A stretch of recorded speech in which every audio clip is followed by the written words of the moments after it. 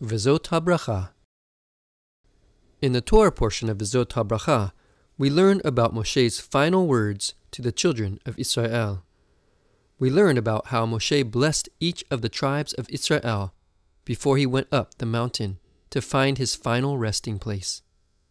Moshe wrote the Torah before his death, and in it he describes the wondrous things that happened in his life and before he was born, going all the way back to the beginning of time. Moshe is a precursor to the Messiah, and the miracles he wrote about are precursors to the miracles that Messiah will perform in the end of times.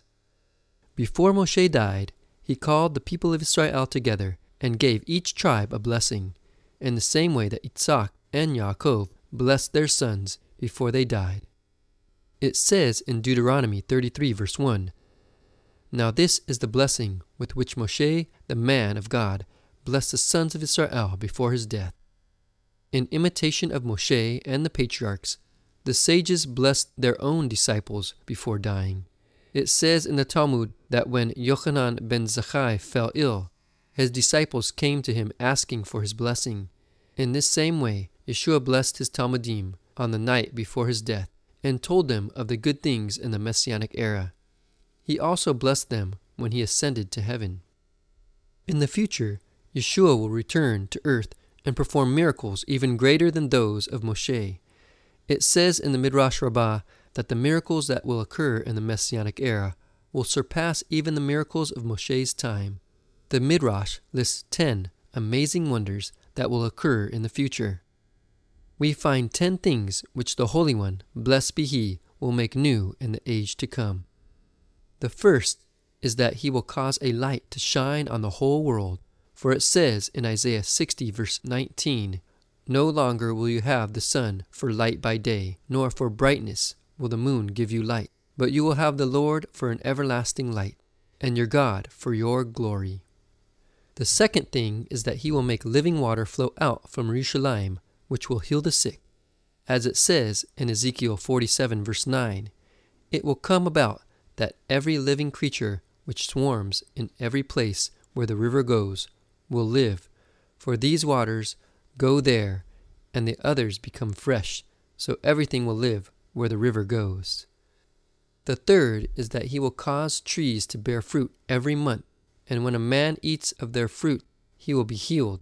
For it says in Ezekiel 47 verse 12, "By the river on its banks, on one side and on the other, will grow all kinds of trees for food.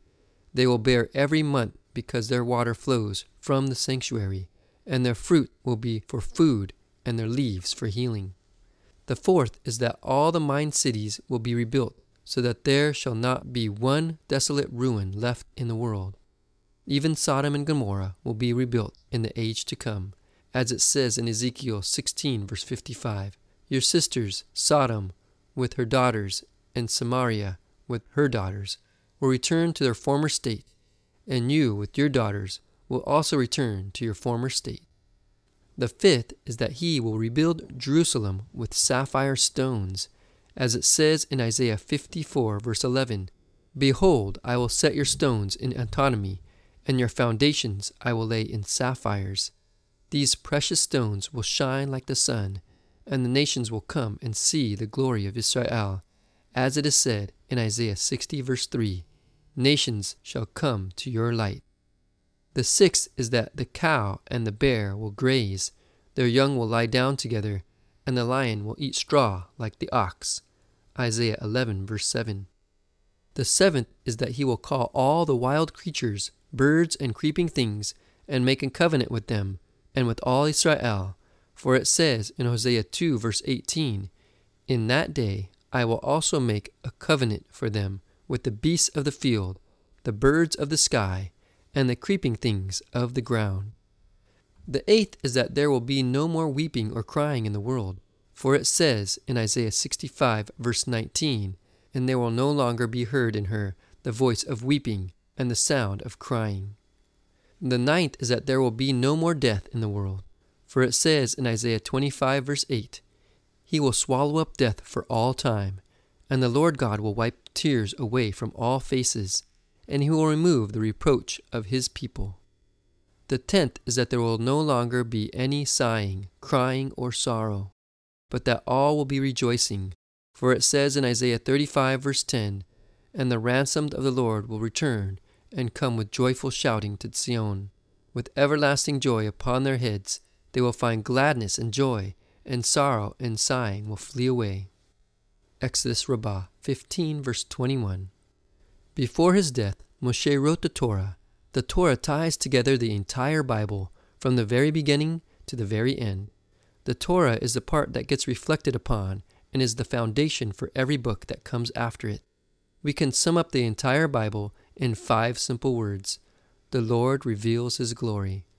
These 5 words can also describe Yeshua, our Messiah, of whom it is written in John 1 verse 14, "The Word became flesh and dwelt among us, and we saw His glory, glory as of the only begotten from the Father, full of grace and truth."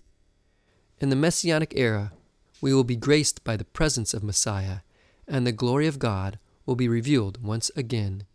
In that day, no one will have to teach his neighbor about God, because all will know Him.